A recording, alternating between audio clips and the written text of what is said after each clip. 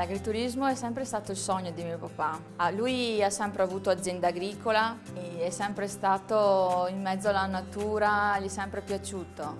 E poi nel 2011 siamo arrivati qua, io con mia mamma in cucina, prepariamo dall'antipasto al dolce, tutti i piatti di nostra produzione.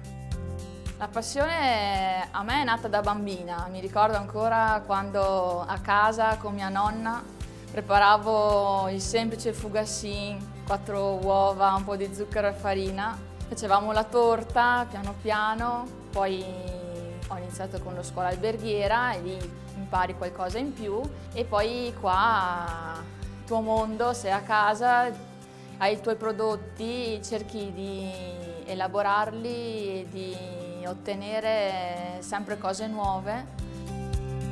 Ho sempre visto faticare i miei genitori, sia con l'orto, lavorando la terra, con gli animali e proprio per questo ho deciso di diventare AgriChef, per dare un valore, un significato a tutti questi nostri prodotti.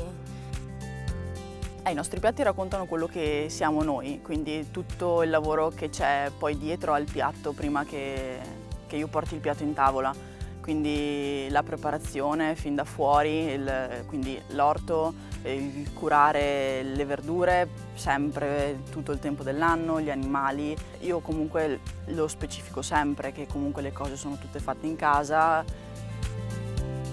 Noi siamo tutti e 4 così. Nessuno cambia in base alla situazione, al momento, siamo tutti molto trasparenti e quindi il piatto poi parla da solo. Ecco. Quindi i nostri sapori sono lo specchio della nostra coerenza e di quello che siamo davvero noi, tutti i giorni, sempre. E quando sono in cucina sono serena, di nome e di fatto, e questo me lo dicono tutti.